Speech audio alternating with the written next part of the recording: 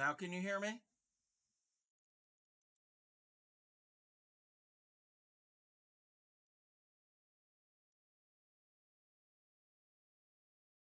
Can you hear me now? Okay.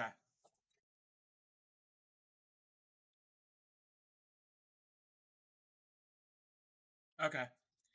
Now, I had an update to some software, and I think it reset some things. It reset the audio input. Oh, now I see it moving. Okay. Yeah, it reset the audio input on my OBS. So, cool. Okay. So, like I was saying, the other day, Old Stitcher asked about Tunisian crochet. We're going to do a very basic Tunisian crochet. There's many stitches. Just like there's many stitches in regular crochet, there's a wide range of stitches in Tunisian crochet, but I'm going to show the very basic, simple Tunisian crochet. I don't know if it actually has an actual stitch. I think I've heard it called the Afghan stitch, but I'm going to show you real quick. So, an example first, before I get into this. Actually, that's for something else. Okay, so we're familiar with our crochet hooks. Look like this. Some don't have the grip. Okay, they're usually this long.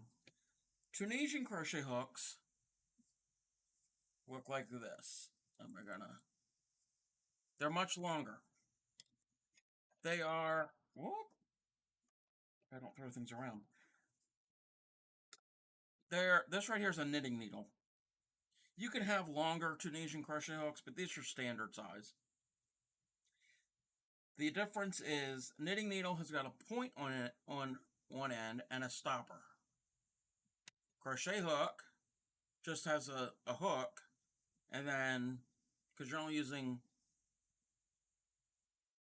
once you finish the stitch, you always have a loop on it. When you're knitting, you have all of your loops on your knitting needle, and you're taking it from one needle to the other.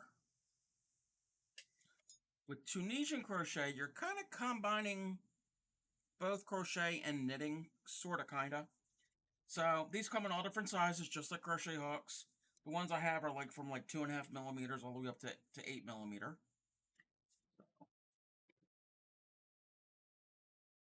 There's that. So let's show what Tunisian crochet looks like. This is a sample, and I'm going to zoom on in.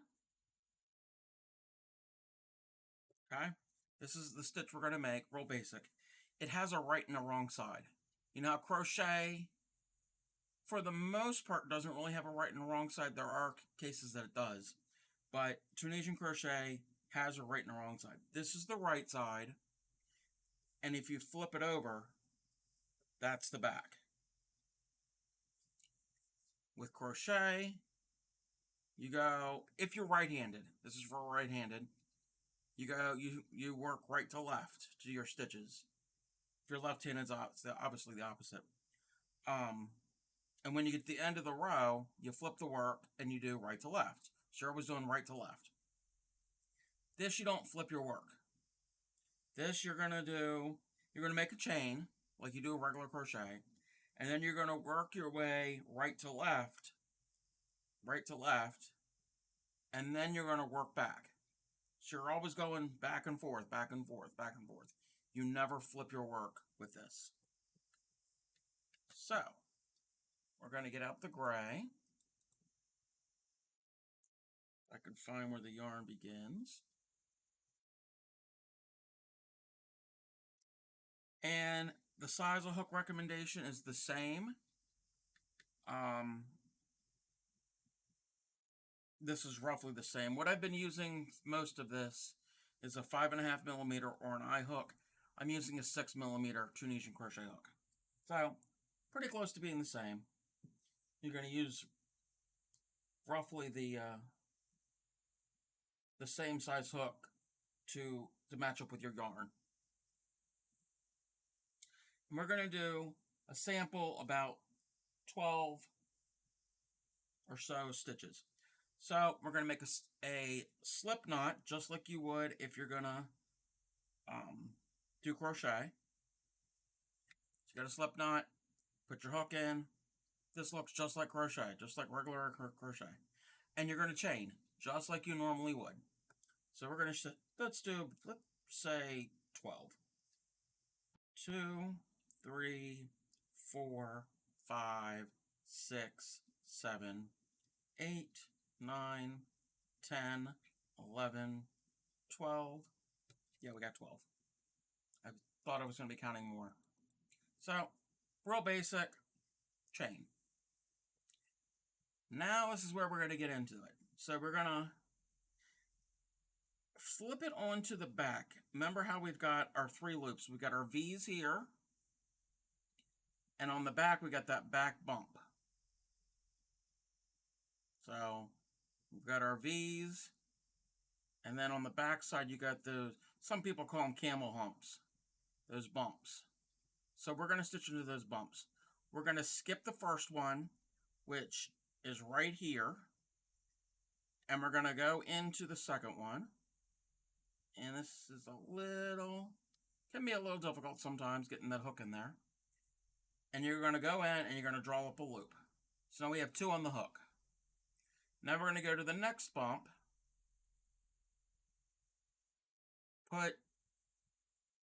Get it in there, if I can draw, and then draw up a loop and bring it through. Now we have 3 on the hook. And you're going to go to the next one. Draw up the loop, pull it through. You have 4. You're going to do this to all of your chains. So this is kind of like knitting. Knitting, you're going to start off with a whole bunch of loops on your knitting needle.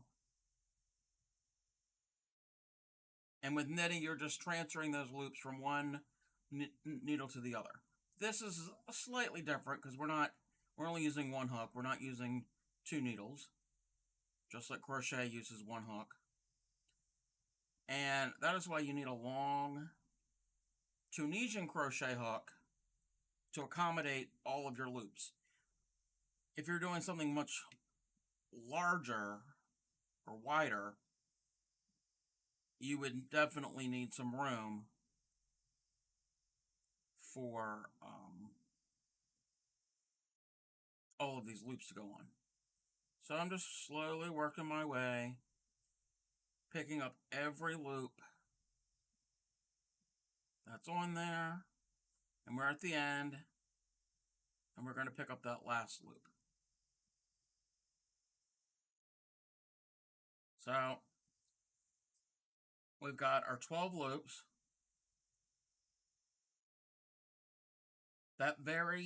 When we chained, that loop that was on there when we did our original chain, that counts as a stitch.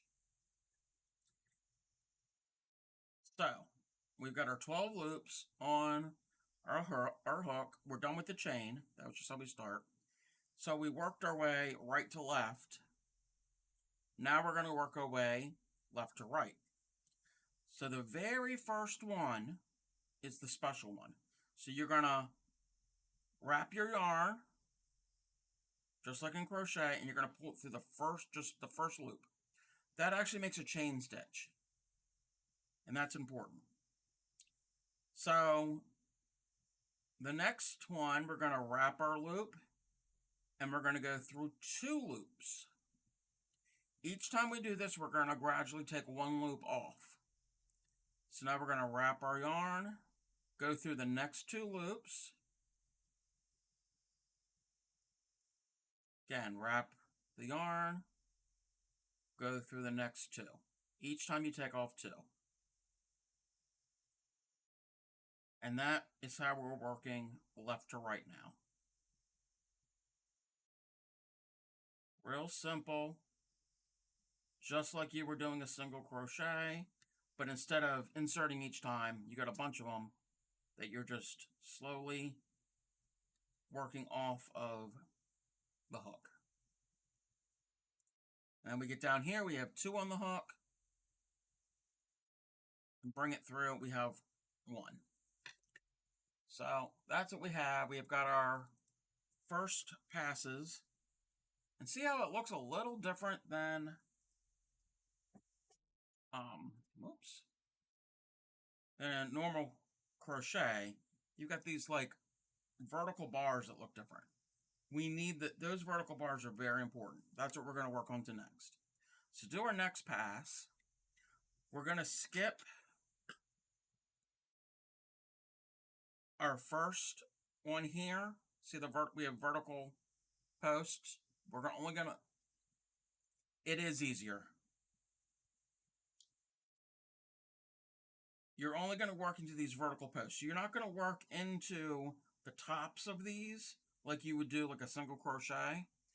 You're going to use these vertical posts. So you're going to skip the first one, and you're going to put your hook in and under that next post. So if that makes sense. So let me get the hook back in there. So we're still got the loop on our hook, just like in crochet. And we're going to go under that vertical post, grab a loop, and bring it through. So the first time we were going right to left, we were going into the chain. All the other times that we go right to left, we're going into these vertical posts. Go under these vertical posts. You're going to go under the next one, yarn over, and bring through. Go to the next one, go under, yarn over, and bring through. And you just do that all the way down, one after another. And if I'm going too fast, let me know.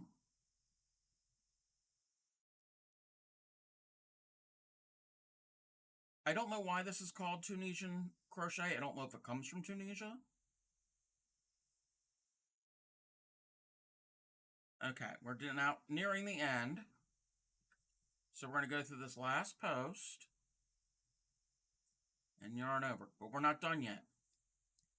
It's kind of hard to see. This is the difficult part. At the very end here, you've got that chain that you made. So you're going to go into, there's two strands here. You're going to go under both of those. So this is the part that I really don't like too much on this. Oh, that actually worked. Okay. So you're going to go, get it in there, and then bring it through. So now, we're going to count. Remember, we had 12 originally. 1, 2, 3, 4, 5, 6, 7, 8, 9, 10, 11, 12. So we did it right. We have 12 loops. So we've done our right to left pass. Now we're going to go left to right. Same thing. We're going to yarn over, bring through only the first one. And now all the other ones you're going to yarn over and bring through the next two. If I can get that. Yarn over through the next two. Yarn over through the next two. And you're slowly taking them off of the hook.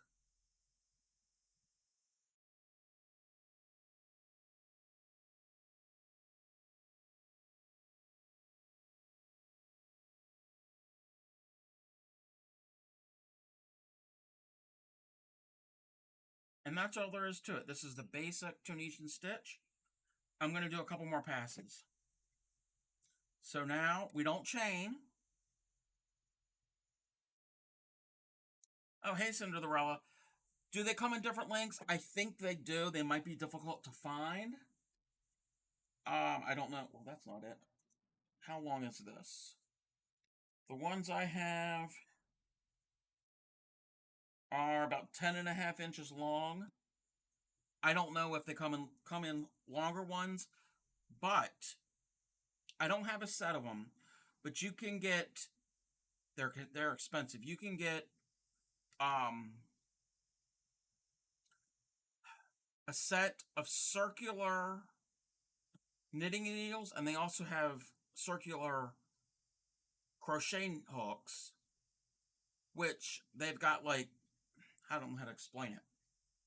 It's got these plastic cords that kind of screw together. You can screw them together, and at the end, there'll be a portion of however many inches long that will be a crochet hook, and they have stoppers on the end. So I know you can do that.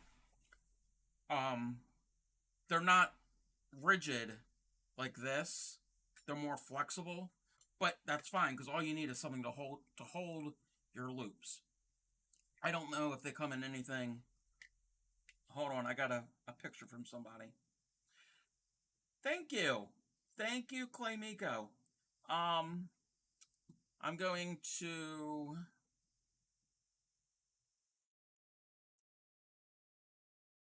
do a little bit thing on the fly. She sent me an image, and I'm going to show you this real. This is the image she sent me. So on the left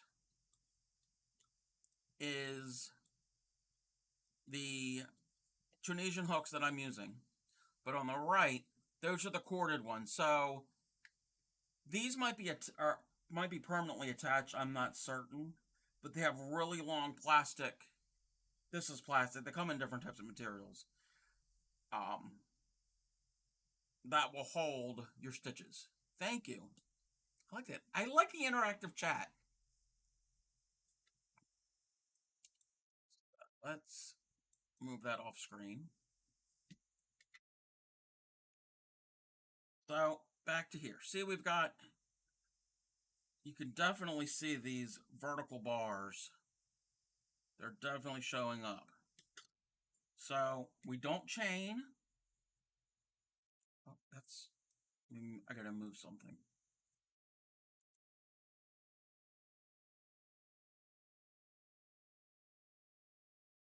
Okay. Knitting needles won't. They have to be, I know I don't think Walmart has this set, and you can find them on Amazon. They are expensive. They do, it comes in a plastic, like a hard plastic case, like the old VHS plastic cases, like if you would buy like a Disney movie. It's that type of thing. It's a little bit more durable than that. It was a hard plastic case that would open like a book, and in it, this company, I forgot the name of the company, they have circular knitting needles in this little book with all these tips for the different sizes of knitting needles, and then all of these, I don't know what you call them, wires or cords or whatever. They also have a crochet version. So a circular knitting needle will not work. You need a circular or a Tunisian style hook that has the long cords or wires or I don't think, from my experience, I haven't seen Tunisian hooks in any of the local craft stores. I don't think Joann's or Walmart or Hobby Lobby carry them. You can get them on Amazon. I got my set. This set here, again, these are the standard ones. They're not the long flexible ones. They're much longer. But you could most likely find them on Amazon.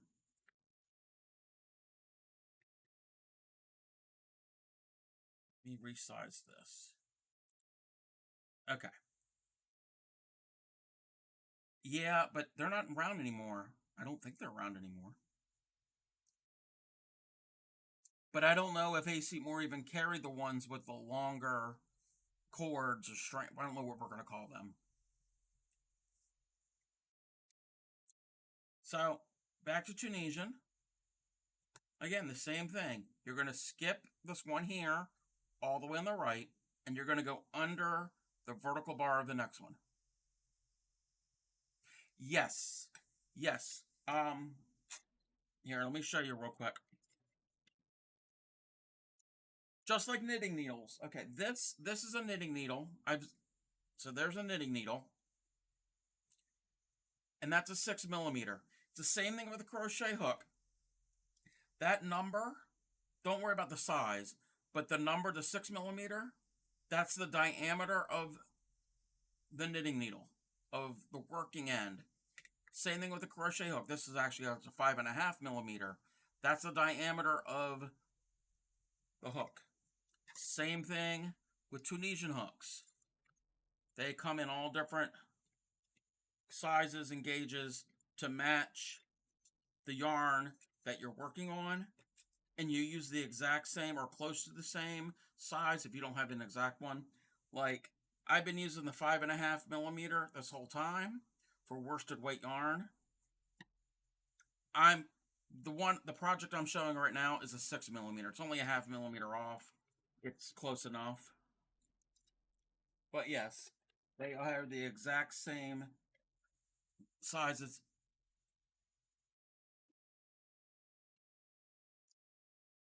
I'll let you do that, Norfairy. So it's the same measurement standard. It's just it's millimeters. The letters or the numbers, like the crochet, like the knitting needle that I have here, it's a 6mm knitting needle. It's a US size 10. Well,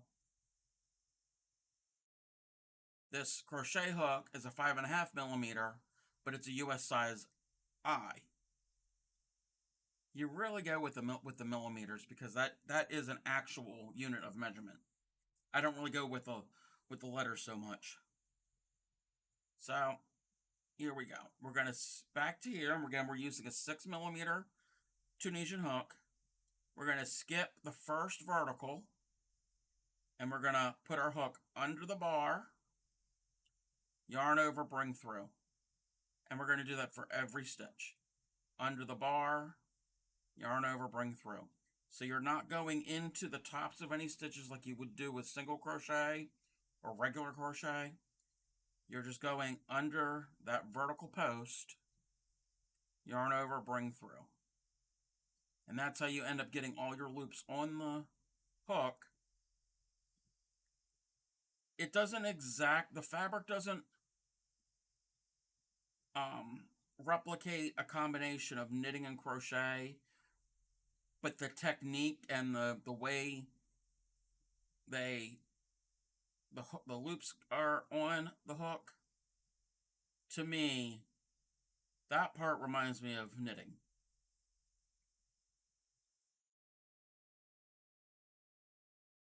And then when you get to the very end, after you go through the very last post, go under, and again, this is the difficult part. This is the part I hate in every row.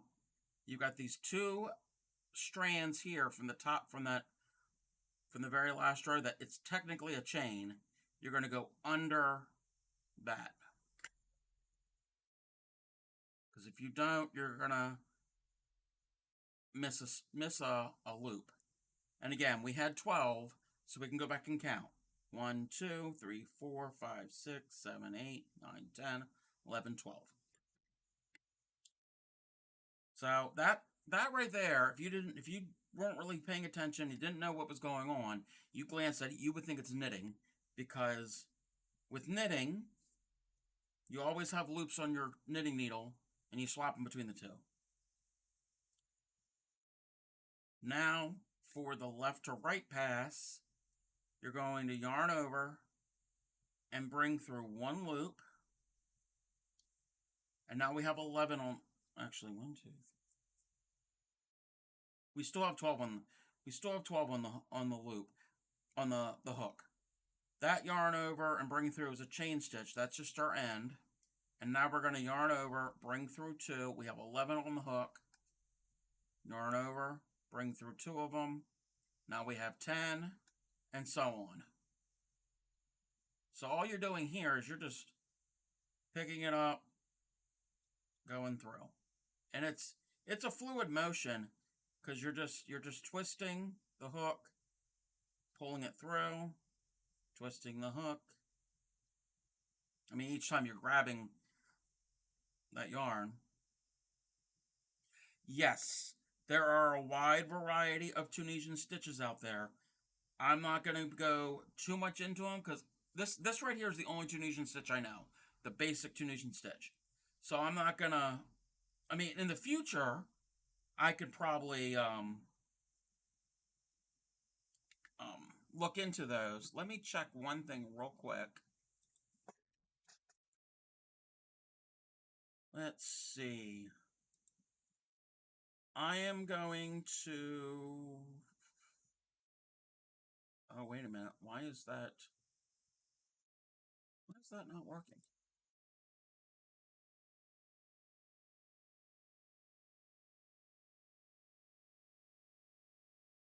Why? The picture's not working on that.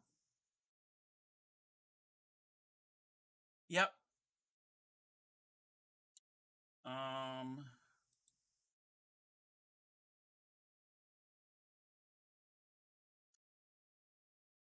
Okay. I found a website, and I'm just going to scroll through them and show you some of their examples, just to get an idea of what they have. This right here is what I'm doing, is what I'm showing you. Oh, I don't want it to be so you can't completely see me, but I want to make it large enough that you can see what's being done. This is what I'm showing. This is the simple Tunisian stitch, also known as the Afghan stitch. So just like what Grammy said, it's an Afghan stitch. And then there's something here, and I don't know how to do any of the rest of these. This is something called reverse stitch.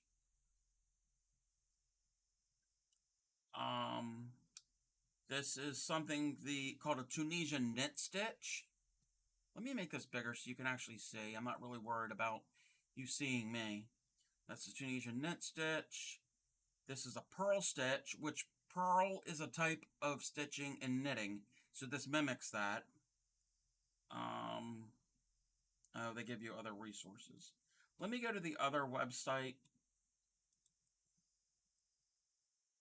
Let's see if they got examples. That's picture's not showing for that one. This is something called an ocean stitch. And there are websites that'll show you how to do this. This website, this site that I'm looking at, used to, for some reason, it's not, it might be because I'm streaming, but it's not showing me some examples.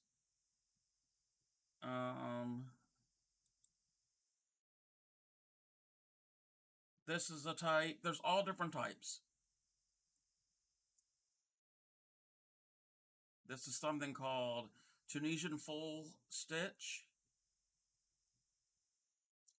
But we're not going to go all into detail about all the different types of stitches.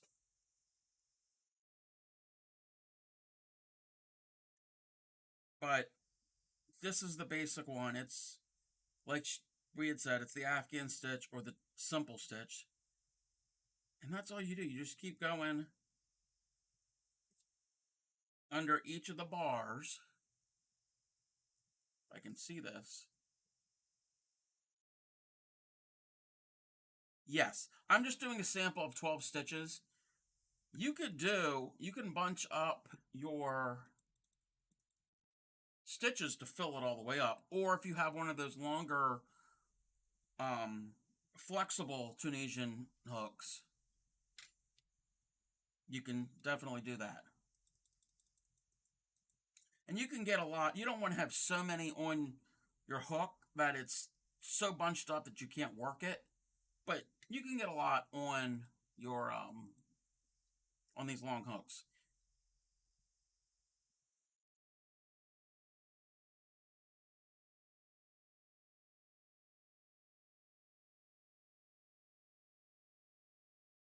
So again, if I'm going too fast, let me know. And if this color's too dark, I could try to find some other colors to use, another color to use.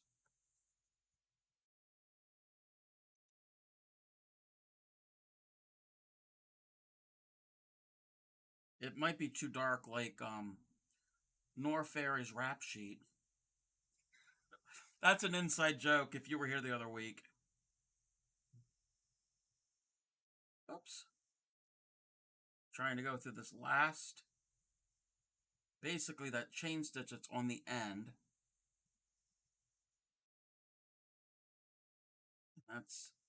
That's always the difficult one. So again, we've made our pass, and you keep working right to left and left to right. You just keep them going back and forth, back and forth. No flipping involved. So it's always the first one, you yarn over and bring through one. Oh, change color. You would change colors the same way that you would change colors in regular crochet. But I could do that real quick. Let me get, hold on one second. I gotta go get a different color. Oh, let's see. Gotta find a color yarn that would work.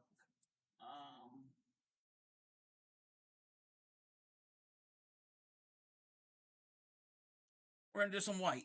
That might show up a little better.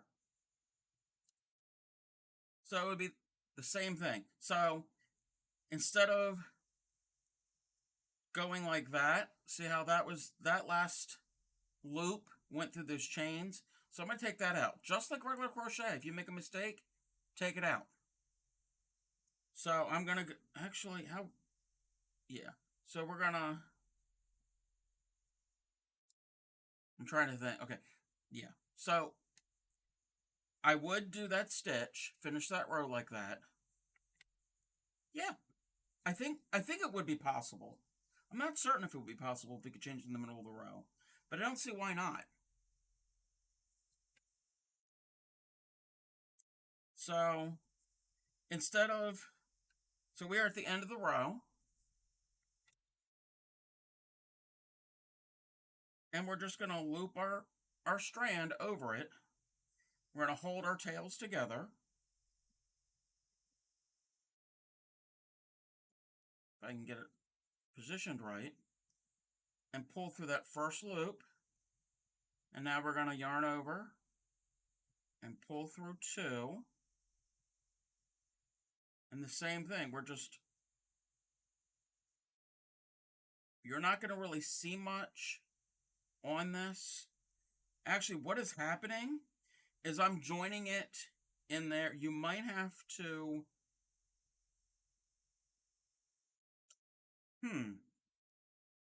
I might have to start the color at the beginning of the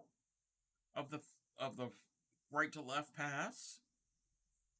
Yeah, let's try that. That's actually a good question that I was not prepared for, but we could do that. So we're gonna go back and finish what we did, redo what we did.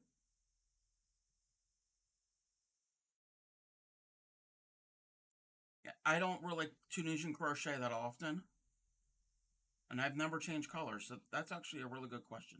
So we're just gonna go back to the point where we only have one stitch on one loop on the hook.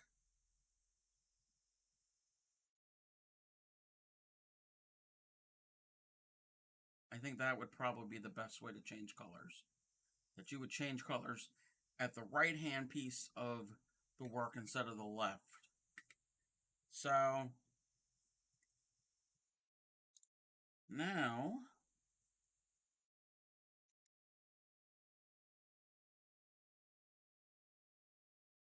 we're gonna drop the gray behind our work. And we're gonna, you gave me a challenge. I'm gonna go into the first loop, the first stitch, like normally. I'm gonna leave a tail, and I'm gonna bring up that. There, you might end up having, you're always gonna have that one stitch on your hook. So I don't know how it's gonna look. You're gonna have that gray stitch at the end of that row. So hopefully it'll be okay.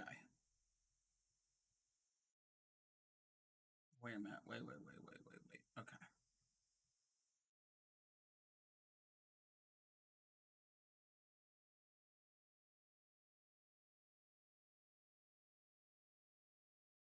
This is something I'm trying new. It's changing colors.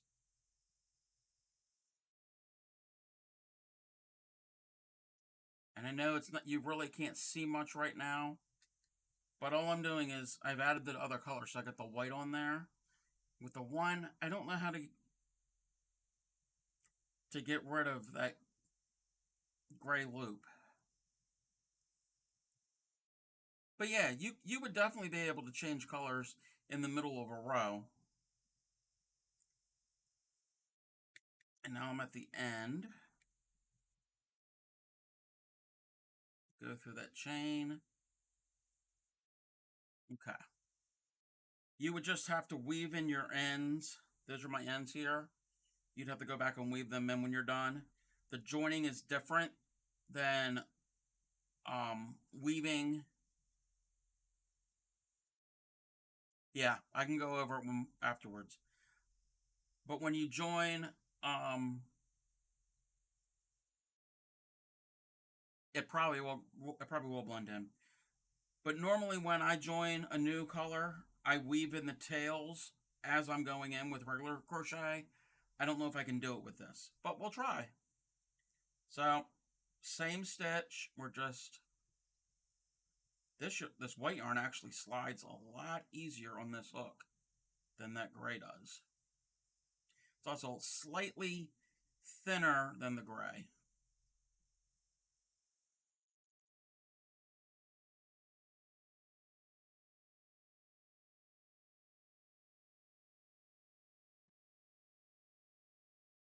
Actually, no, you're still going to see it here on the edge. I'd have to look up. Again, I'm not an expert in Tunisian. I might have to look into ways of fixing that issue. But we're just going to carry on. And each time you're picking it up. Oops, I went through two. I automatically did a single crochet. But you just take it off and rip it out and do it over. Because it is crochet.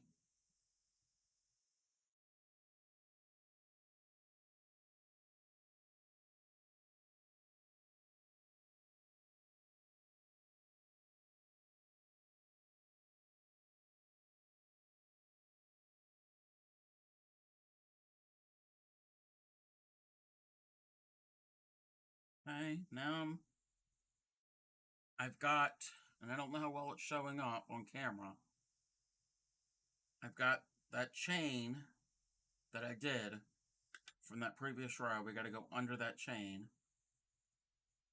Because that chain basically gives you a finished edge and makes certain you have the right amount of stitches.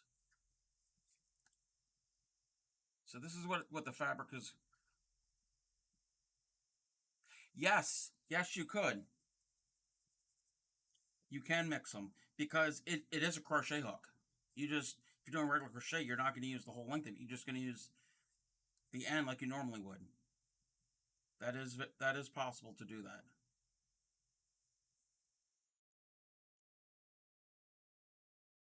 So,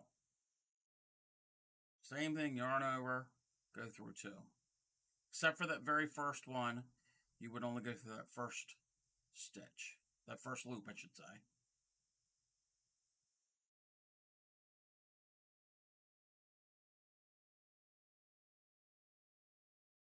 And I'm just holding the hook further back. I don't have to be right up there on the stitch.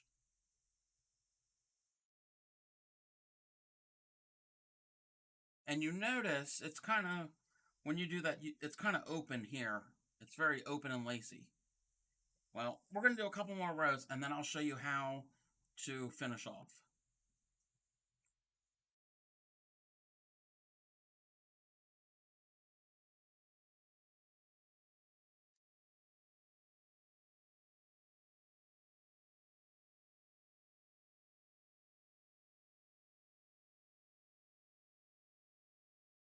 Okay, yeah, we could do that.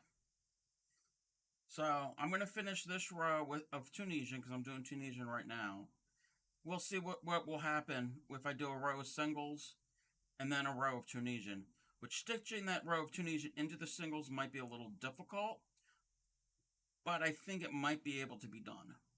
Might be, yeah, I might able to be able to do that. So now we're just going to work this row off of my hook. This is the part I like because it's like it goes kind of quick. You kind of build up a little bit of a rhythm.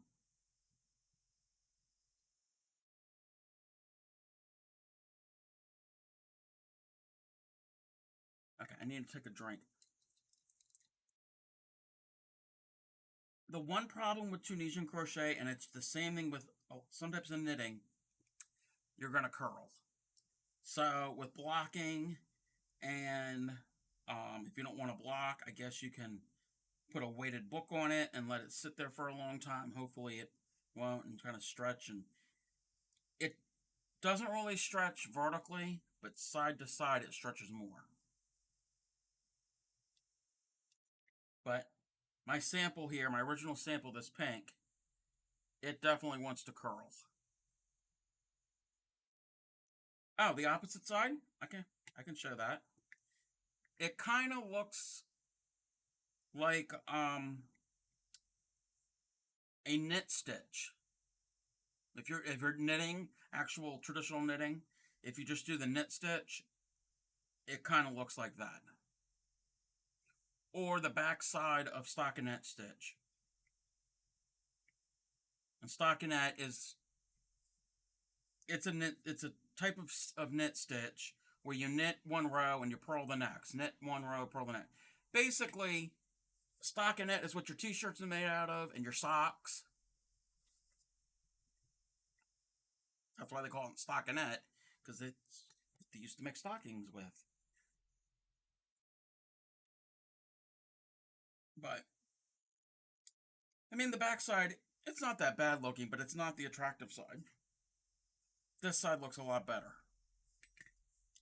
And this side here, it forms like a grid.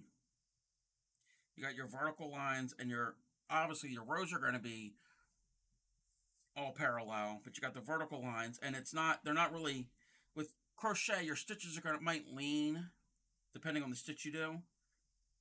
These are pretty much perpendicular to your rows. So let's see how I'm going to do this. See, if I do a row of single crochet, I'm going to have to flip because it's crochet.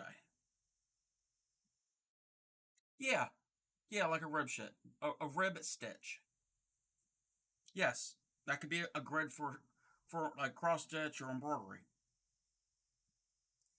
So I'm trying to figure out how to do a row of I can do a row of single crochet, but since it's single crochet, I got to flip. And I got to flip again to get back. So I'm going to single crochet into the vertical posts of this stitch. If I can, yeah, I can. So I'm just going to do regular single crochet.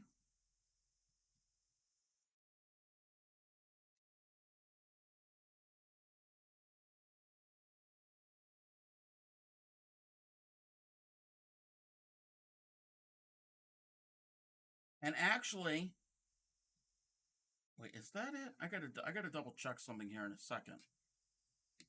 Give me 1 second. I gotta find something.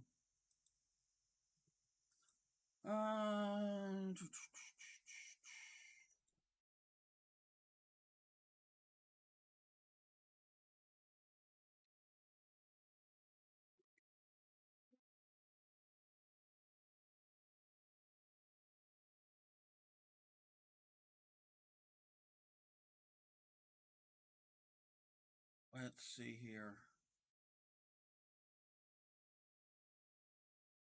I'm trying to find something.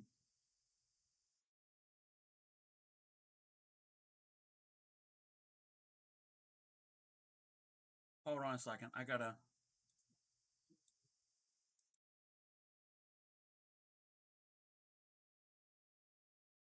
Oh.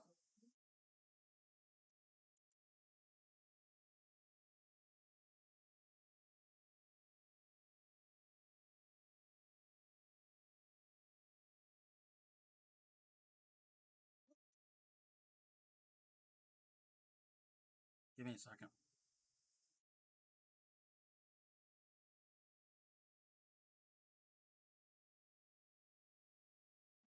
Wait a minute.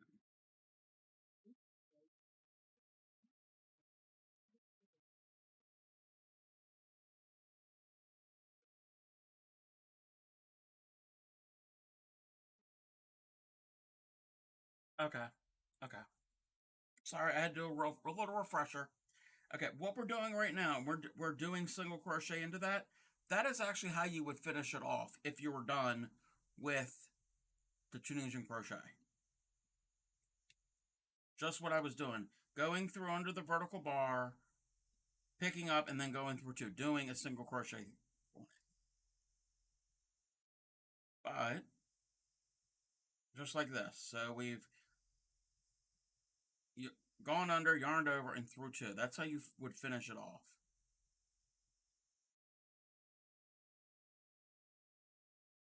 Then through the last chain here. And now don't flip, just come back with loops into Tunisian. Well, I only have one loop on it, so I can't go back. What I would have to do is I would have to flip it because I work right to left.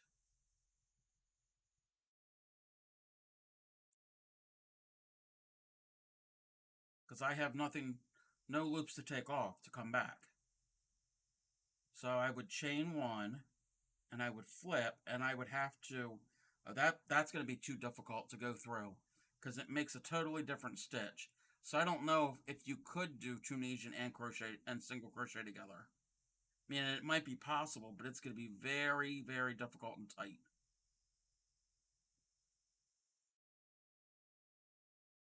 I mean, I could try.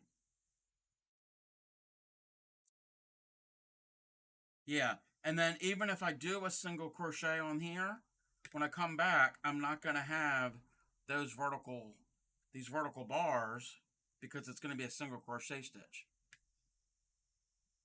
I mean, you could do a whole thing of Tunisian and then switch over to all regular crochet, but I don't know if you can get back to Tunisian. It's a learning process. But that right there is our little sample. You could definitely tell that that white yarn was thinner because it's a little more narrow, but it still works. And that's what that is. But again, it's got a little more stretch. Well, this actually has some stretch vertically, but it definitely has a little more stretch horizontally. And see if I can show you up close. If you look here, there's like there's two strands in each row because you have your forward pass and your backwards pass.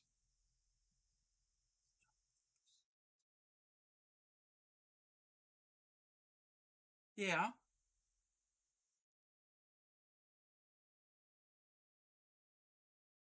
So if you really look at the stitch anatomy, here you've got these two strands. That's your forward, and then that's your backward pass. And then here's your back, which looks like the back of stockinette.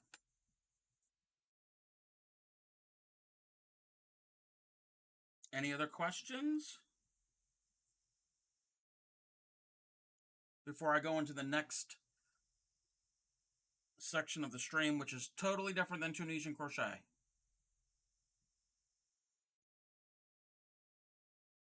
And again, there's tons of other different variations of this. There's one, I thought it was cool looking, and I don't know if I can find it.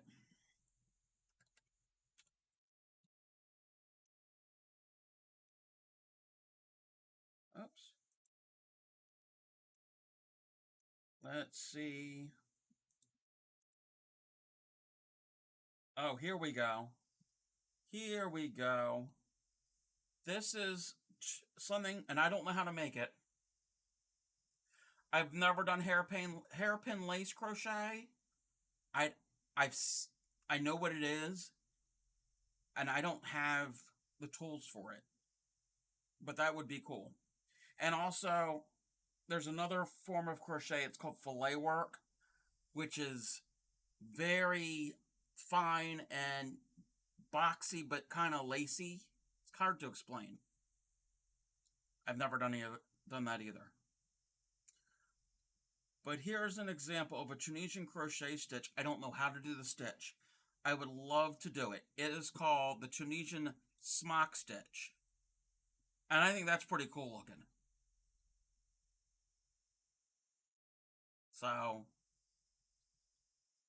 apparently this YouTube video I found this picture from, they say it's really easy to do. So, yeah.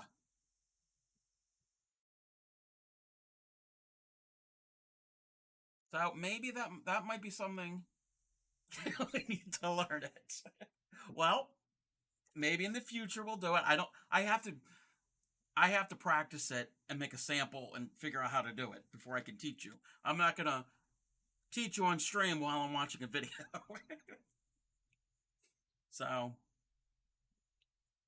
yes. Oh no, that ocean stitch was somewhere online. Yeah. But yeah, I liked both of those. So maybe in the future we might come back to Tunisian crochet. I don't want this crochet club at your house any night. This is our virtual crochet club.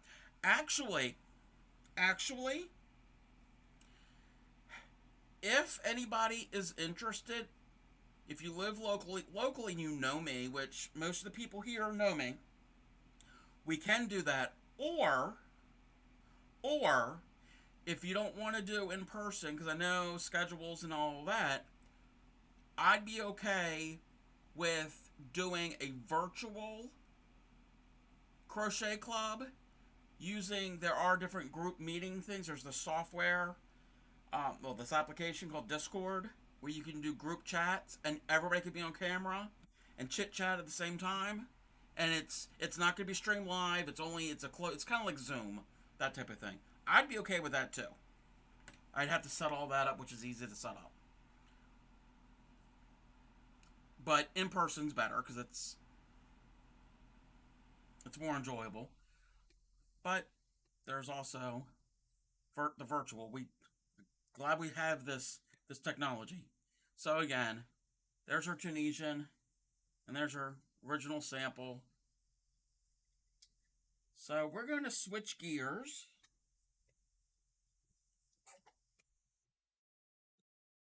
I'm going to show something, and this is just get an idea. Now, this little sample I made earlier today, it's about 4 or 5 rows, and it's only 10 stitches. I think we can get Grammy to... God. She doesn't have to drink alone. She can drink virtually. No, we can do it on person too. If again, everybody who's chatting, I know. So yeah, 4, 5, 6. Okay, this sample here is only 10 stitches, and it's about 4 or 5 rows. And this took me, I'm not joking, it took me about 20 minutes. This is actual knitting. That took me 20 minutes. I am so slow at knitting. So this is the stockinette stitch, which you can kind of see. They form like a V. This is the front side. And this is the back side. And I dropped some stitches or whatever. I'm not good at knitting. So this was done on these 2 needles. And I'm showing this as an example for our next segment.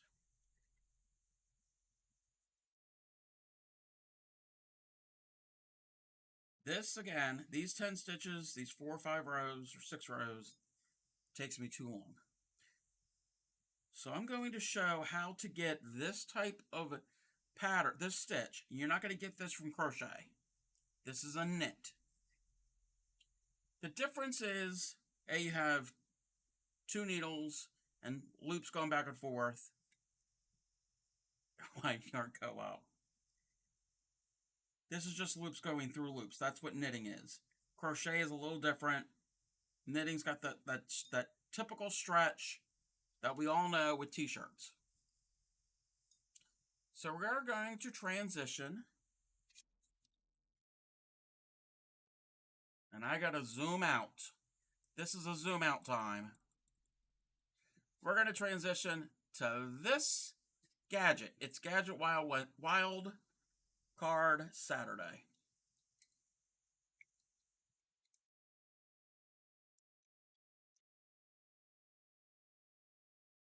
Move my knitting off screen because nobody wants to see that.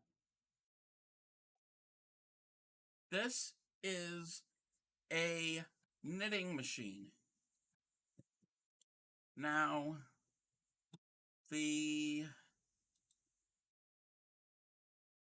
brand is Centro. This is the more affordable brand. They have, and I'm going to bring this over. Yes, knitting. It's not always super fast.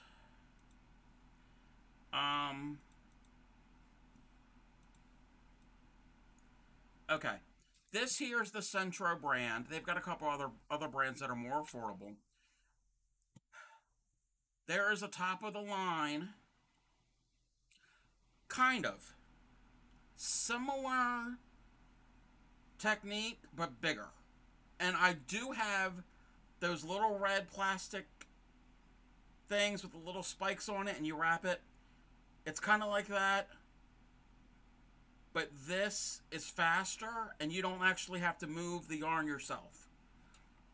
Anyway, so this is a Centro 22 pin or 22 needle knitting machine. This is, you can drop stitches on this. So there is a Rolls Royce of knitting machines. It's a brand called Addi, A-D-D-I. And they have different sizes. I have two sizes of this. I have the 22 pin, and I have a 48. We're not doing the 48 tonight. But I'm going to show you on Amazon for the Rolls Royce of knitting machines, the prices. The one here on the left, the AliExpress, is $128, and this is just one of them. They have the same thing for different prices. And the one next to it is the bigger one, the AliExpress king size, is $229, and it's all plastic. There is one called the egg, and the egg might be on here. Like here's the egg. Okay, that is much smaller for $35. No, I think this here was like I also had a coupon. I think it was like not even 20 bucks. And the bigger size one was 25, 26 bucks. Okay. So, it's hollow. Okay. Your stitches are going to be worked on the top. And as it makes a knit, as it stitches, it'll come through the bottom. And this sits on the base like this. And it could come out through the side since it's so short. I'm going to show you the front of the machine. This is the front of the machine. We've got a crank. So, we got a crank, and when you turn the crank, it spins, and if you pay attention right here, these needles go up and down.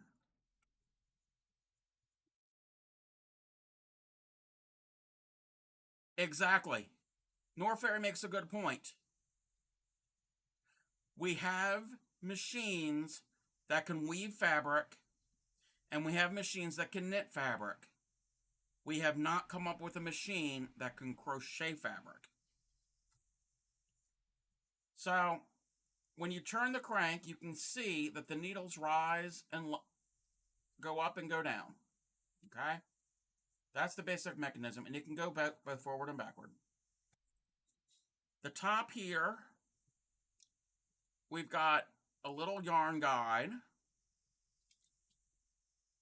The front, we have a tensioner, which I'll explain the tensioner. And on the side, we have a switch, T and P. T is for tubular, P is for panel. You could do flat panels on this. We're going to do tubular. It's a little bit easier. So we're going to crank until we see we've got a black hook. All the other ones are white. So our black hook is our starting. So we're going to get our yarn. And these machines are finicky and they don't like big bulky yarns. And there are certain yarns, it was like, nope, I don't want to do it. So it's a trial and error. Most Red Heart yarns or Karen Pound of Love, or not, yeah, Lion Brand Pound of Love, or Karen Simply Soft doesn't work because it's a little too slick. These are so cool, okay? With this size machine, you can make, let me show you what you can make first. I'm not going to show you flat panel items, but what you can make on here are little tiny hats. This is a long hat. I was just practicing.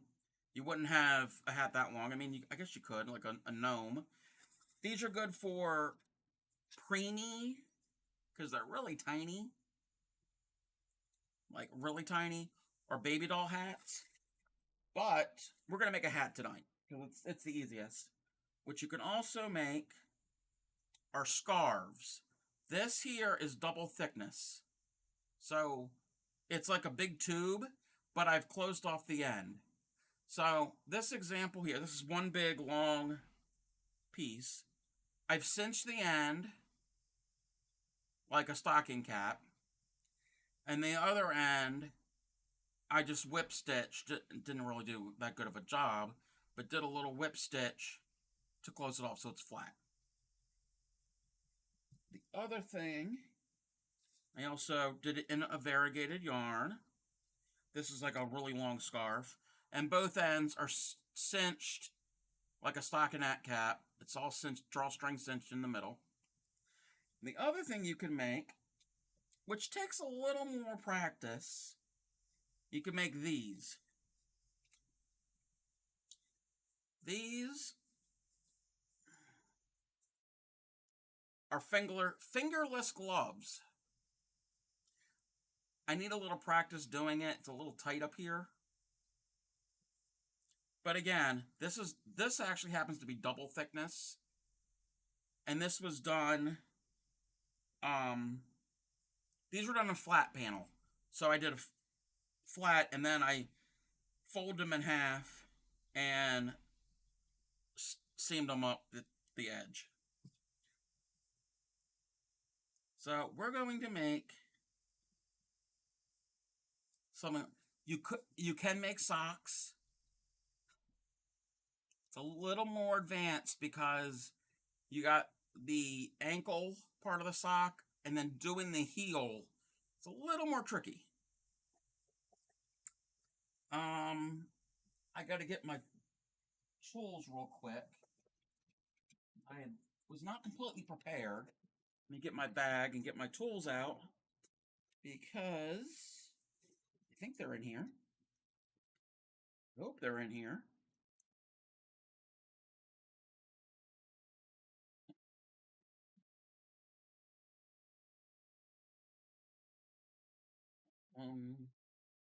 Okay.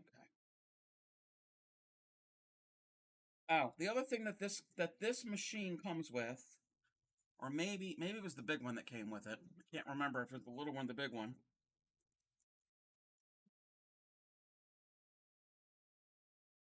It came with some tapestry needles, which I don't know where the smaller ones are, and it came with little plastic crochet hooks. These are for fixing dropped stitches, which hopefully we're not going to get a drop stitch.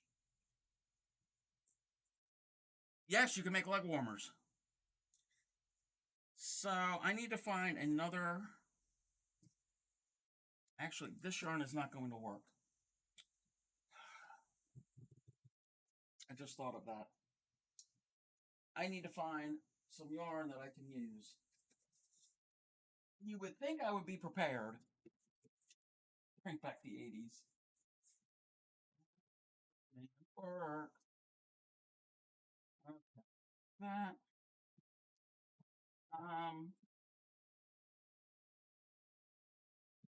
I gotta get some yarn. I'll be right back.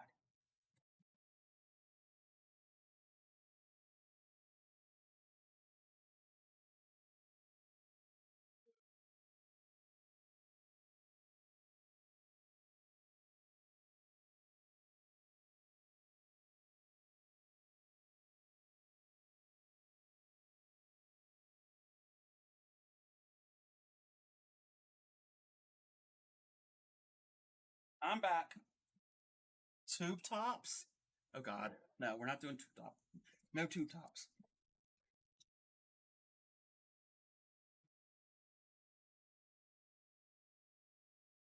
We're gonna do a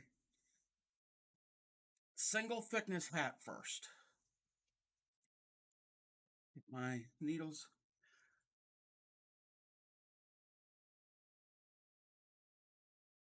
Got our yarn.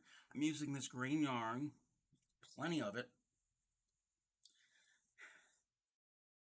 And the way you start, we're not going to worry about the front of the machine right now.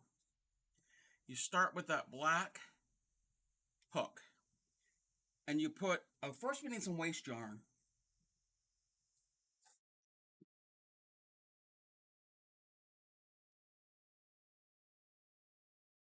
You know what? Because he's here or was here, we're going to use some sad green as waste yarn.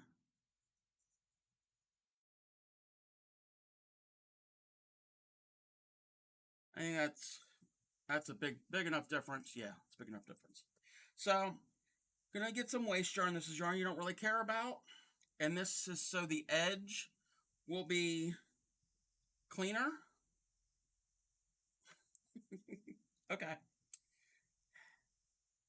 So we're going to put our yarn, our tail, into the center of it, and we're going to loop it around that black hook, and we're going to slowly move forward. So we went into the black hook, go behind.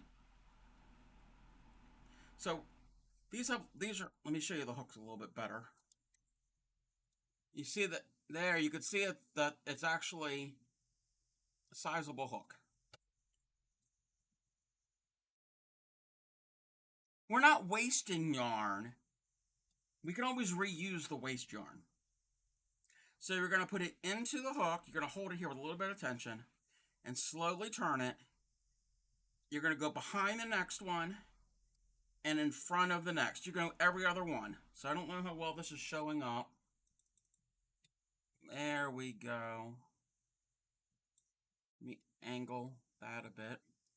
So we went in the hook, in the black one, behind this one, in this one.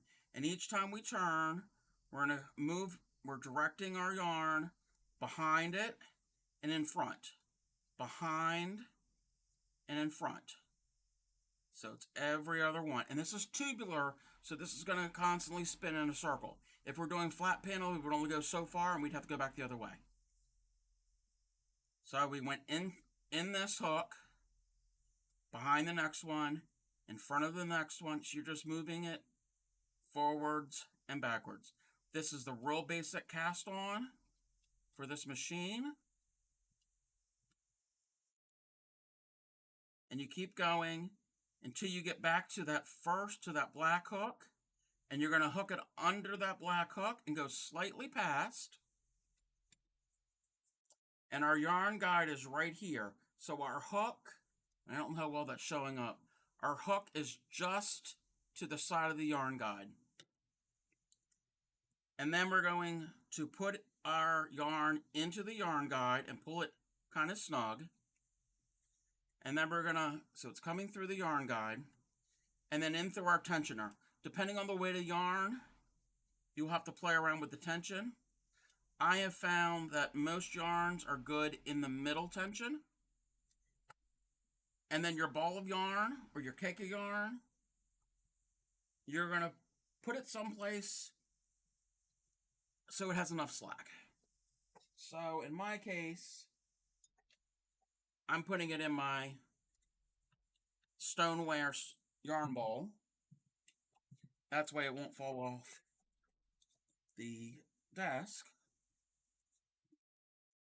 Let's move these hooks.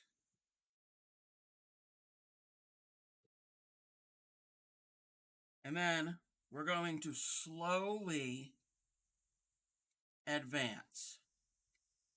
So I've got enough slack and it's in the tensioner. I'm not touching the yarn. I'm going to hold the machine in place and slowly go around, very slow, the first couple rounds. So we've gone around again. So technically that's our first row because the cast on doesn't count as a first row. We're going to do a couple more rounds. And now I'm going a little bit faster. And that's our second row.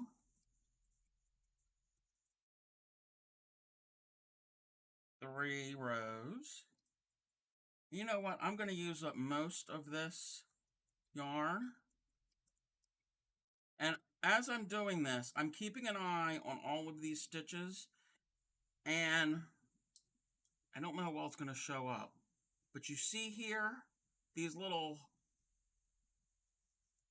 I don't know what you call them, little stick-up pieces. Well, the yarn is being held on there. And I'm making certain that they don't come off. Because if they come off, I'm not going to be happy.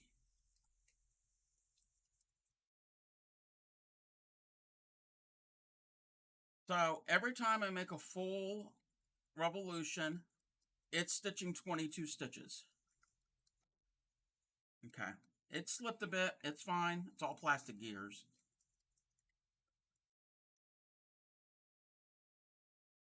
And I'm just going to do a whole bunch. I'm actually going to use all of this yarn just because I don't want to end up cutting this yarn because it's already kind of small. Normally you would only do a couple rows.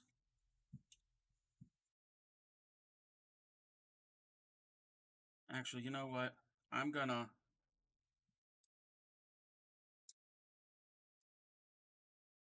Exactly. Okay. So I did however many rows. It doesn't matter. Normally you're going to do about 4 or 5 rows or so. That's just so your actual project will have a cleaner edge.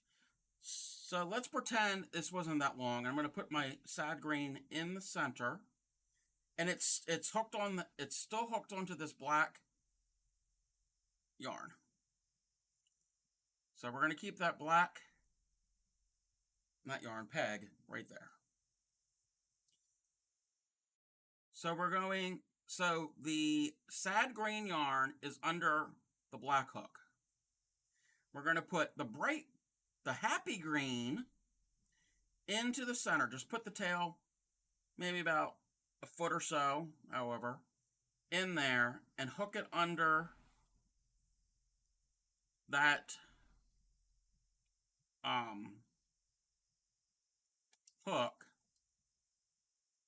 and then put it in the yarn guide. Make certain, let it go through and let this hook go down a bit, and at the same time it's going to be picked up by the next couple hooks. And as I'm doing that, I'm going to put it here into the yarn tensioner. And now, when you change colors, you want to go a little slow because you don't want things slipping.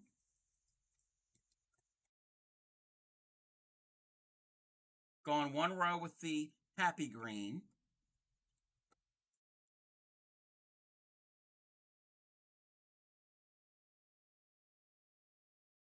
We're going to do a total of about 5 rows of the happy green, and then we're going to do our brim. That's 2 rows of our happy green.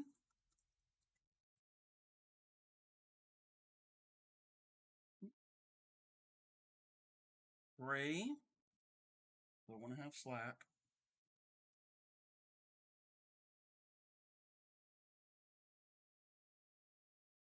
4.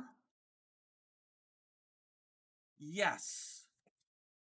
Hold on one second.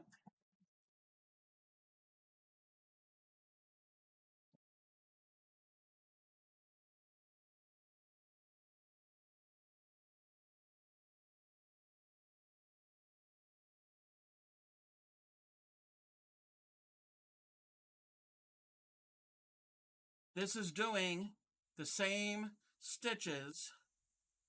You can kind of see here in front of me. This is the same type of stitch you're doing with a handheld loom, but a whole lot quicker.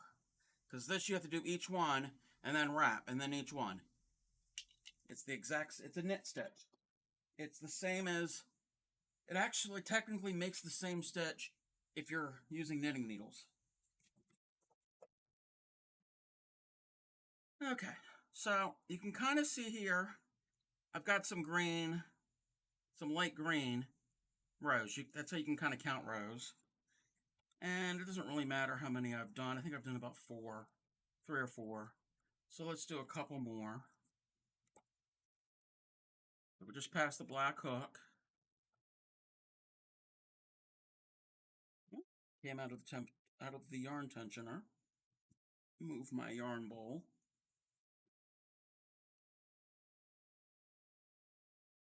I just passed the hook, and let's go one more. Okay.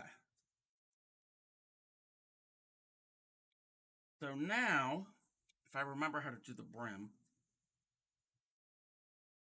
I got to go a little longer because it's not going to be able to pull up. So we're going to do a couple more rows.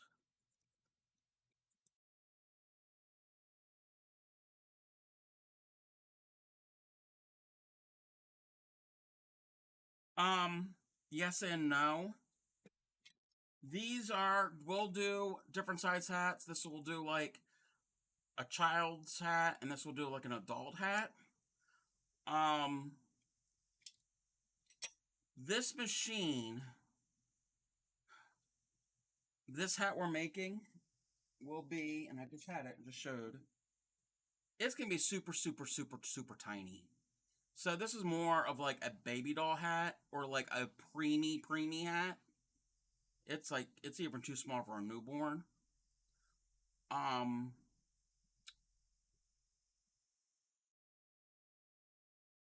That is the one thing, is this machine has 22 needles. The bigger machine that I have has 48. They're set needles, so you can't really change, but there are ways. If I use the bigger machine, it can make an adult hat. If, depending on how long you make it, it could fit a child because of the length.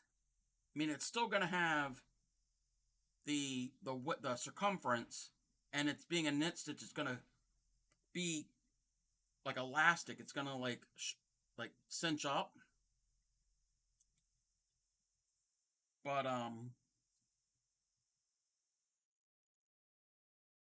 can't really, there's not a lot of, you can't really make a bigger hat on this.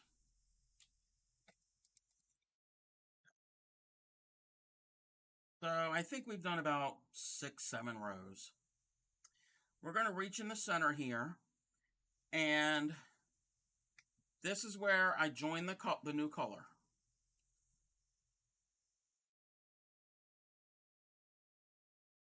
Yes. And then also you can also, if it's too long for a kid's hat, you can always fold the brim up, because on both machines, you can do, this is technically a hat, it's a very long hat, but if you can, I don't know if you can see my fingers through it. This is a 1 thickness hat. So there's only 1 thickness of fabric. This is a double thickness because I've got the brim rolled up. It's pink on the outside and gray on the inside, but it's reversible because it's 2 thicknesses. Let me see if this is when I actually, okay. So when you make a reversible hat, you're going to make it one color for however long, and we'll get into that. And then you're going to make the other. For a single thickness hat like this is, you're going to want a double thickness brim, because if not, you're going to have the edge is going to roll real easy. So what I'm showing you right now is how to do this brim. You don't have to do a brim. If you're doing a double thickness hat, which that's what this is, and I can't zoom out. Oh. It looks kind of weird. It's cinched on both ends, but you stick one end into the other, and that's how you get a reversible hat.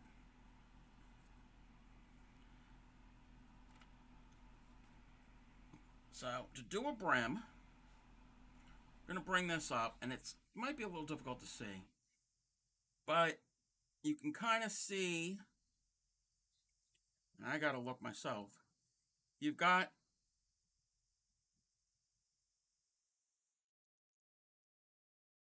no. You would just make a short, you wouldn't stitch as far. You wouldn't make it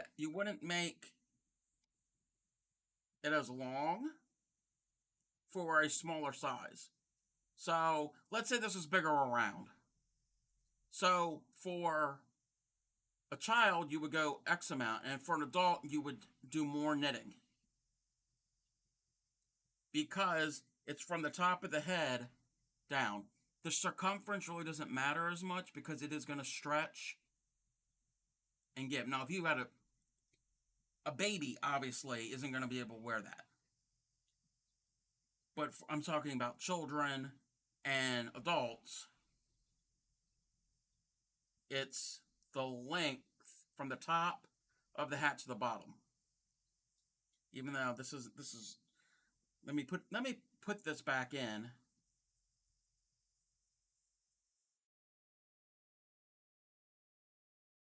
Hey, baby duck waddle. Nice name. This machine is knitting. This machine knits. Yes, Cinderella, it will stretch. Like here, okay? Let's pretend this is an adult-size hat. Well, I can do it. I don't know if I can do it. I mean, pretend this is an adult-size hat. Pretend it's all one color, pink and gray. Pretend it's all one color. So that would fit in an adult. Well, it's going to be too long for a kid. So you would do only the pink for the kid, because you need to cover from the top of the head down to however. Because, and when you do that, because the stitches aren't all vertical, it's going to conform to the shape of the head, so it will stretch in different ways. So it's the length. So back to the brim. You can kind of see here we've got like a row of light green here, and then you got a little bit of dark green, okay? Because that's where we joined the colors together. So we're going to do that first full row of stitches, and this can be a little tedious. This is the part that I don't like. So you've got a row of light, and then the next row, they're offset because they're knit stitches. There'll be a dark green, and then you'll have a row of light. We're going to use that row of light. And it gets a little murky here, but let me see. Okay, so we're going to pick, I'm using this knitting needle. You're going to pick up that loop and put it on the hook. And what we're doing is we're making a brim. So we're going to slowly go to the next one. And I don't know how well this is showing up on camera, because this is the difficult, I can't really, let me see where I'm at. That one. So if you're not going to be able to see this, I understand. This is not an easy thing to demonstrate on camera. So I'm just taking the rows of stitches and putting them, and I can probably guarantee you I'm probably going to have some mistakes in this. So we're doing each one and we're putting it up onto the machine. So what we're doing is we're doubling up the thickness to make our brim. So we're grabbing that stitch and just manually putting it on each hook. And I got to do this 22 times. And I'm glad I'm doing this on this machine and not the 48. Now, the 48 machine has 48 needles. The Addy, the comparable one, the expensive one, has 46. Now, the problem is with the Addy, you can't do a lot of different... There's other stitch patterns that you can get creative. Let me show this real quick.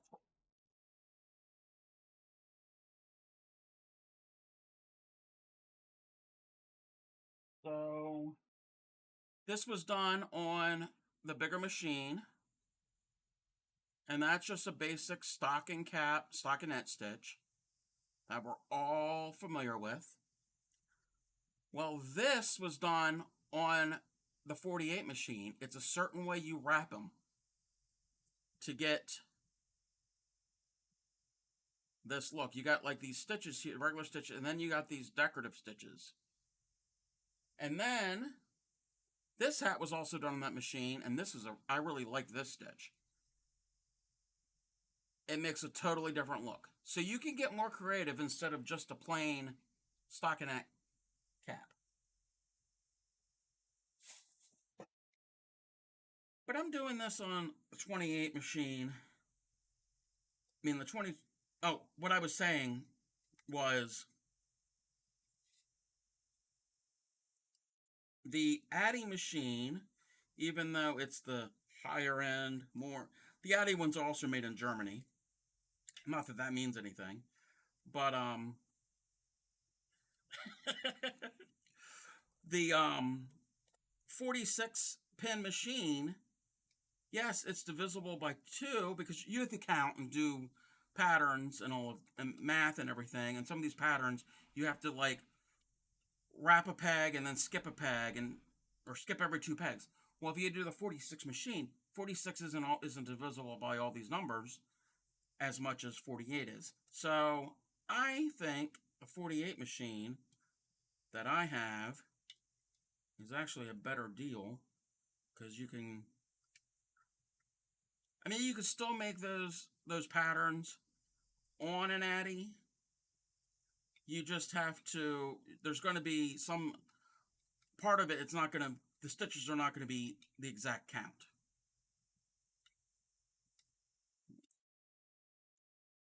Let's get it into the hook.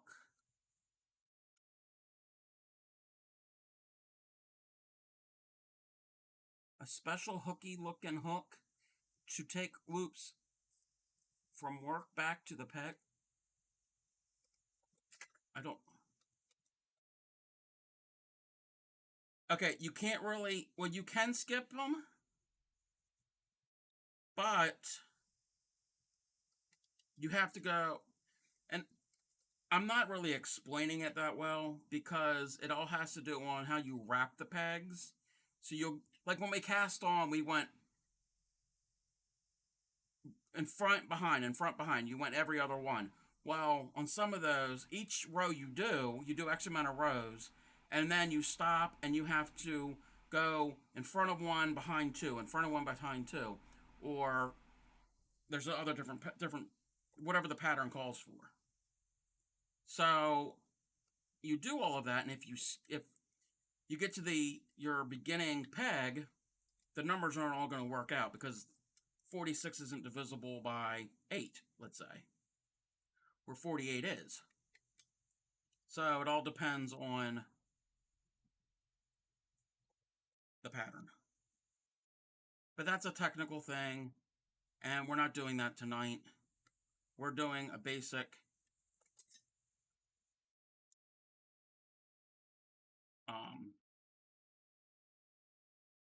hat here on this intro. I'm coming up to the beginning of my row, and you can't really see what I'm doing. But again, all I'm doing is I'm taking that first loop, and I'm not taking my waste yarn.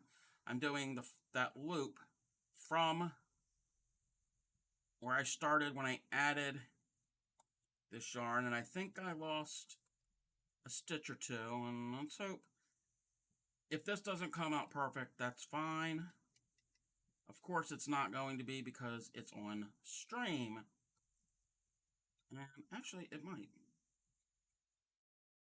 If I drop a stitch, I drop a stitch. Okay, let's get this on. This is a little bit difficult. Okay, so you can't really see it because it's underneath. But I basically took all of that light colored green and I folded it on itself, which is going to make, like, this part of this hat is 2 thicknesses, as the rest of the hat is 1 thickness. And that's what we're going to make here, a 1 thickness hat. So our first row, we're going to go very, very slow.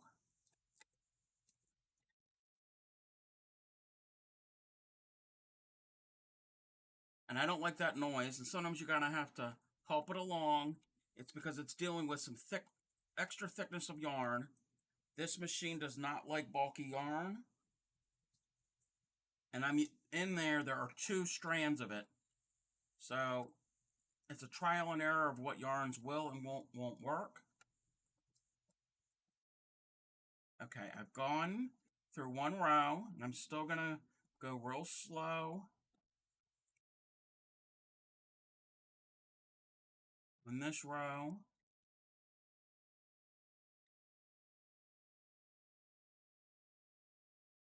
I think I've gone through another row. And now it's going much easier. So I guess this size hat, and we're doing this, we're not doing reversible, we're doing just 1 thickness. Let's say about 25 rows, so we've done 2.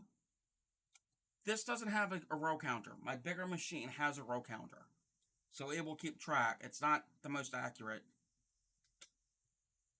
People who are really into these machines,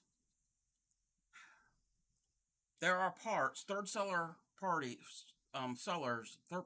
sellers that will sell a 3D printed attachment that will hook onto this part of the crank, not on here, and the other end, and actually I can show it to you.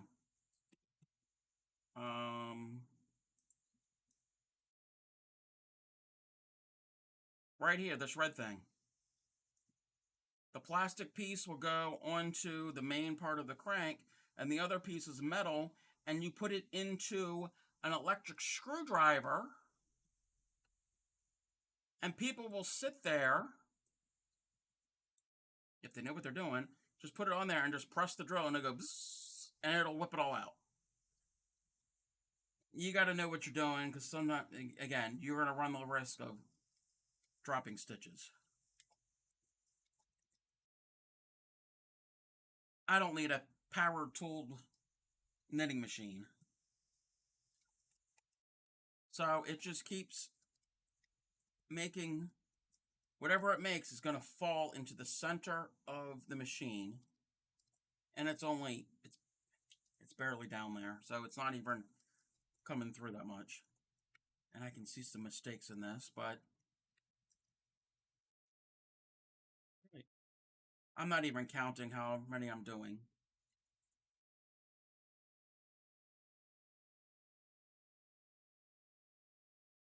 I haven't kept track, but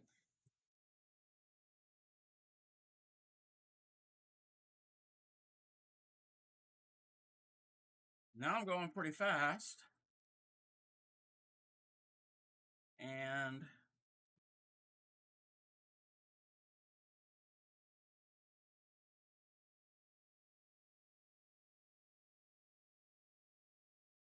well, I knit so slow. So slow. The example I gave earlier, this example of hand knitting 10 stitches per row and about 5 or 6 rows took me almost 20 minutes. So I'm not practiced enough with knitting. This does the same stitch. Crochet, I'm much faster, but this machine does not crochet.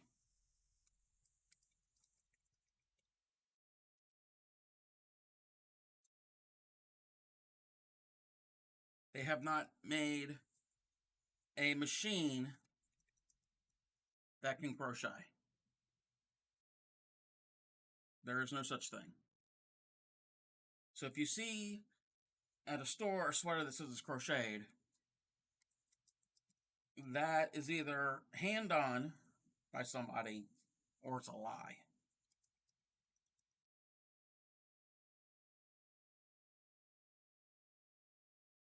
Yes, I am a speedy crocheter. And I don't know how many rows I'm doing, but we're just going to do a whole bunch of rows. And if this is a really long hat, then it's a really long hat. Okay, we're going to do a couple more rows, and then I'll just show you how to cast off. And casting off is easy.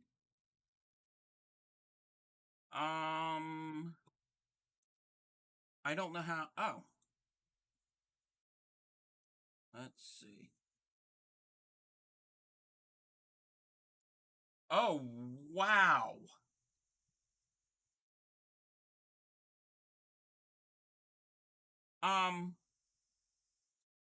Baby Ducky Waddle, would you mind if I shared this here on my stream real quick to show everybody else?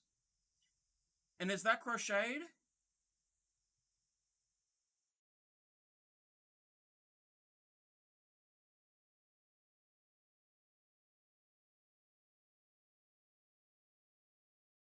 Wow, okay.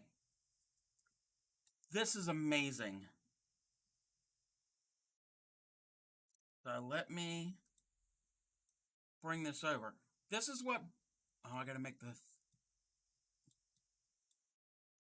I want to get all of it in screen, so I gotta make the box a little bit taller. This is what they made, and that you said 9 months? That is cool.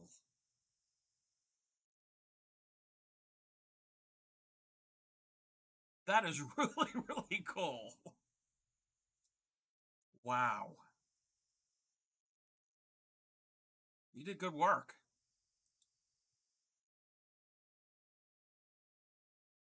Yeah. I mean, the hey merge.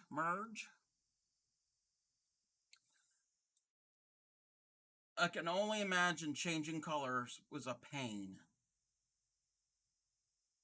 I mean, most of each row is one color until you get to those areas you have to change.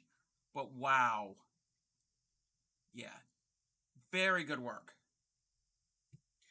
And yeah, welcome merge. And thank you for anybody who's been following me. I appreciate it. Anybody, new people or whoever. Okay. We're going to do a couple more rows. And let's... You could do that for a Harley blanket. Okay. I don't know how many rows we did, but as you can see, and it's difficult with this machine. I can't pull up because it'll come off. But you can see there's pretty decent amount of rows that are done on this. So now we're going to fasten off. So to fasten off, we are right here at, we always start and end with that black hook. And let me get my yarn. And roughly, you kind of put it around the machine, roughly about 2 times or so. That's like an estimate that a lot of people say. And cut your yarn. And you get your tapestry needle. And this is a really long one. This comes in handy with this machine. And now, since that black hook is the last hook,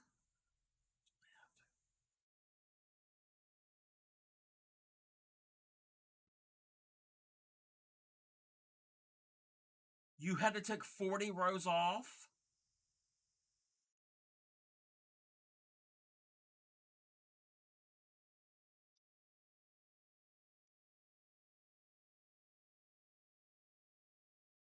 Okay. I would have, you know what I would have done? I would have cried. I would have put it to the side, and months later, I would have frogged it all out and used it for another project. I'd say, screw it. Wow. Okay. That's insane. So our black hook is our last stitch. So what we're going to do, I got to remember how I physically got here. Oops. Make certain it goes under that black hook. And then, so our black hook is in the down position. So we're over here. We're not over here at the yarn guide. We're right here.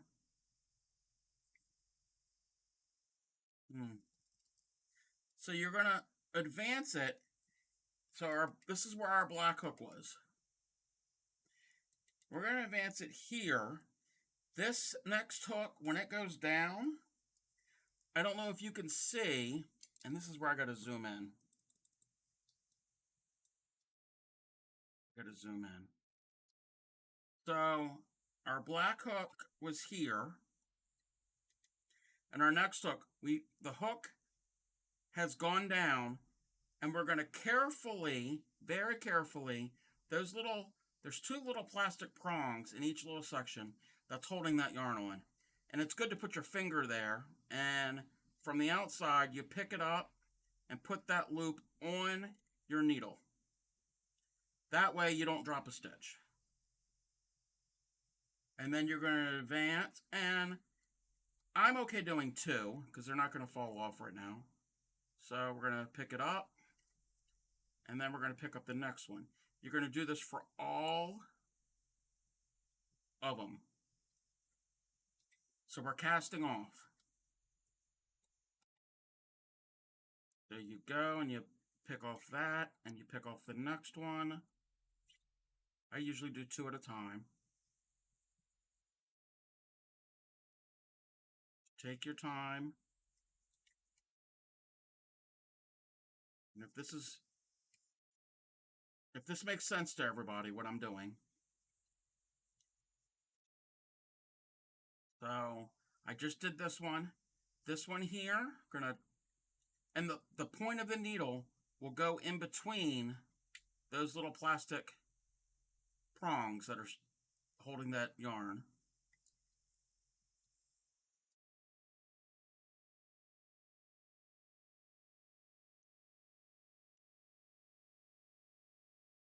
You've had a knitting machine?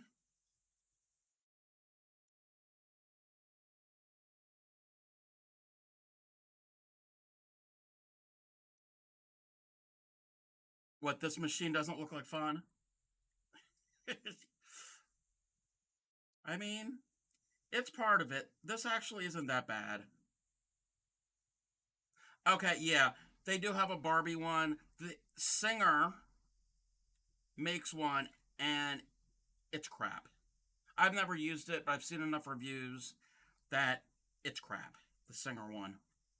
Again, I can't say that from personal experience, but all the reviewers didn't have any luck. Ah.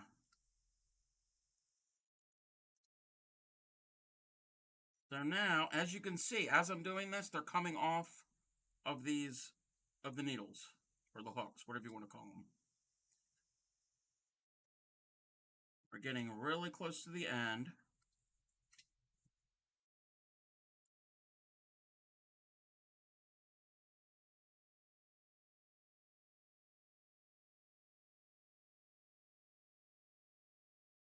Oh, another person followed. Thank you for the follow.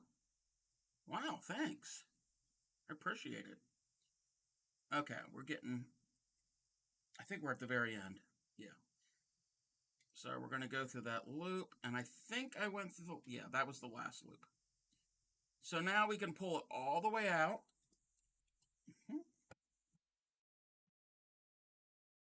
And we don't need the machine right now. So this is what we got. Looks like a mess, doesn't it? So we're going to finish off the top first. The way I do it, so we've captured all the loops. Make certain we actually did drop a stitch, but that's fine.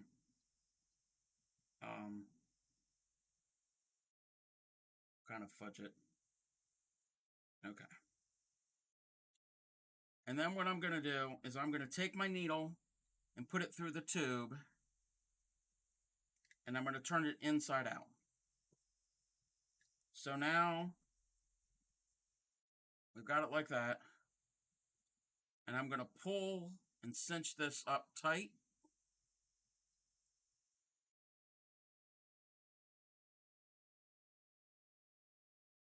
Yeah, I remember all of that. So I cinched it up tight, just like a drawstring, because that's all I did. I know it was part of it was off cam. That was my fault. But you just pull it tight, and then I take the needle and I do a few stitches in those cinch stitches, just some back stitches to secure the yarn.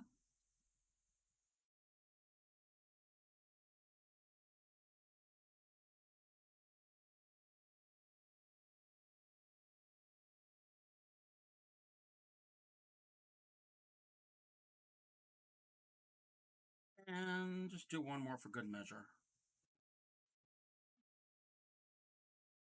Okay. And if you want, you could do another little knot. Do like a, I don't know what you call the knot. You just go in a few times just to really cinch it up. Snip it. We're done with the top. Now to deal, oh, I dropped a lot of stitches there. That's not a good thing.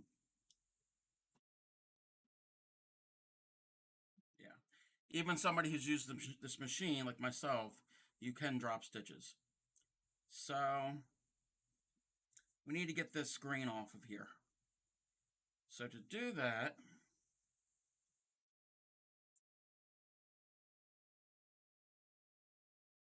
what we're going to do is we're going to carefully cut the dark green, that one stitch there, and that's probably all we will need.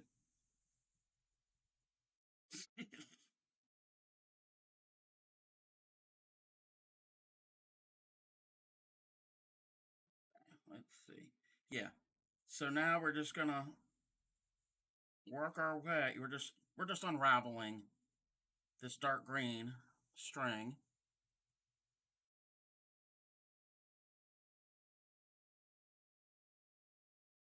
A 4-foot monkey. Wow. That's pretty cool. So all I'm doing is I'm picking these stitches out of my work. This is just the waste yarn that's coming out.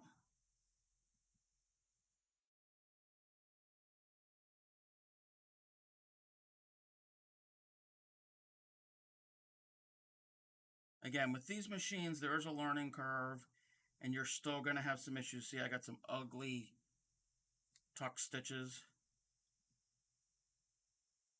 Part of that is because I was doing this here on camera and trying to get the camera angle correct for everybody to see.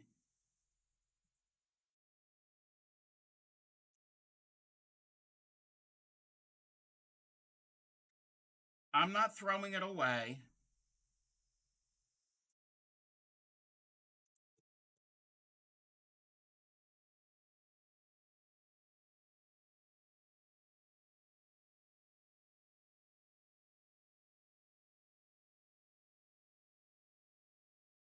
And you could cut all this out if you really don't want to keep that yarn, but this is still decent yarn, so I'm going to end up unraveling it. There are probably better ways to unravel this waste yarn, but I'm pretty much done right now. because it is the smaller machine and not the big one.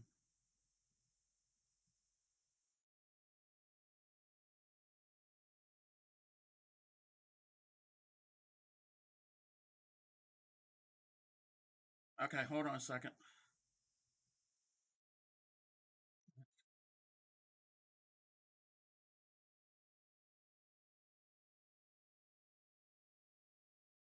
Okay. So I messed up a lot of this. Oh, my whole the whole brim's coming undone. So I screwed that up. But you kind I don't know if you get the kind of the idea. I should have made the brim um longer. But yeah, I really screwed that up.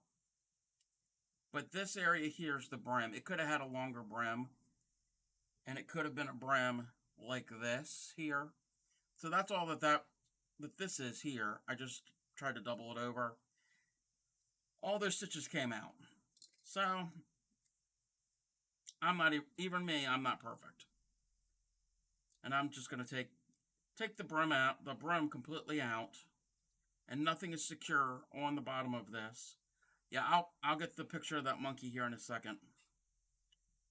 But with the exception of down here at the bottom, don't pay attention here at the bottom. All the other ones, it's pretty much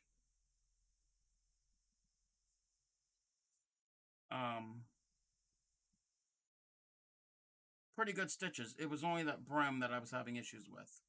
It didn't really drop any of these stitches.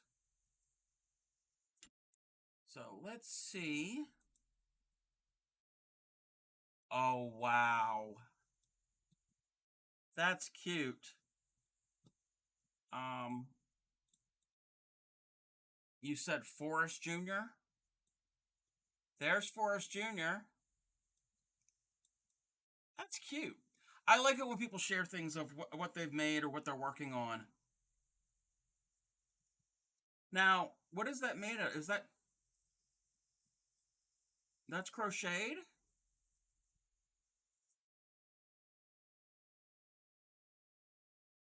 Wow.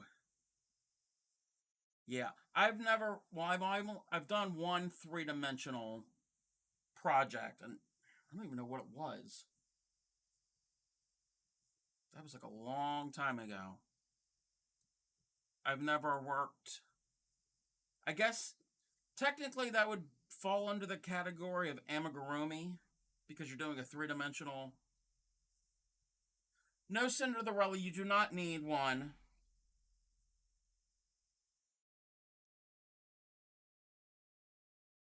Um, yeah, I've never done amigurumi type crochet before, which that might be something I could possibly look into and maybe do here on the channel, but I'd have to get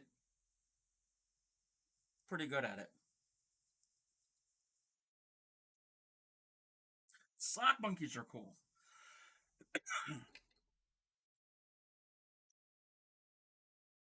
So there's my really sad excuse of a project. My other example turned out a lot better that I've had. But now, again, if you wanted to do this, but reversible, you wouldn't make a brim.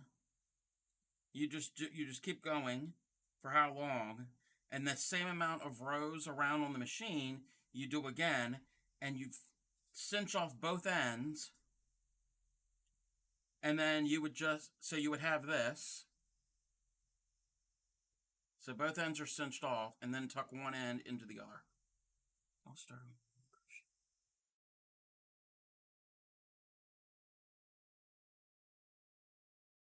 Oh, wow. So, do you have like a whole like family of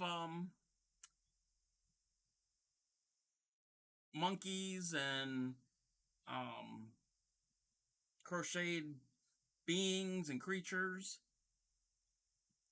Grammy, I've seen your smoking your sock monkey that smokes, and that is hilarious. So you have a whole collection. That's cool.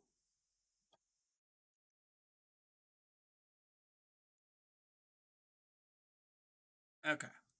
We're done with our projects for tonight. Um, so to recap, we did our Tunisian crochet, which, wow. So our Tunisian crochet, and then our form of knitting on our machines. 30 monkeys in a year. Whew.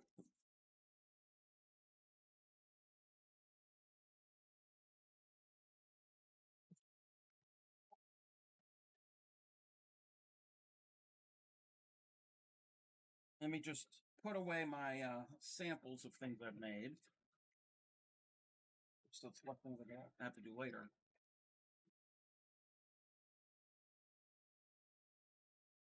Move the sad grain yarn.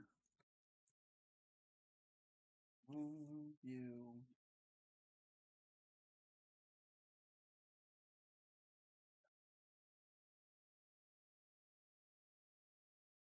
Well, I'm getting ready to wind down the stream. It's been exactly 2 hours. Thank you everybody who has followed me tonight. I appreciate it. Um, Tomorrow at 8 Eastern is resuming temperature blanket. It's centered in the screen. Doing temperature blanket.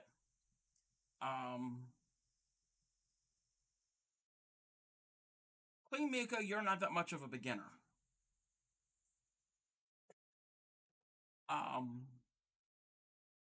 Like I said, temperature blanket tomorrow, temperature blanket on Tuesday. My social are down below in the about section. Mainly is YouTube. As soon as the stream is over with tonight, it'll be uploaded right to YouTube. I really need to work on Twitter and Instagram. I haven't touched that in weeks. And I don't really use it that often, so it's not something that's like instinctive for me. Tell your friends if they're interested in any of the things I've done. If anybody has any ideas, any suggestions of things to do in the future, I'm open to that. Depending if I'm something that I'm familiar with. Anything, it doesn't have to be crochet. I can do other types of crafts. So yeah, everybody, you all have a good evening and happy crafting.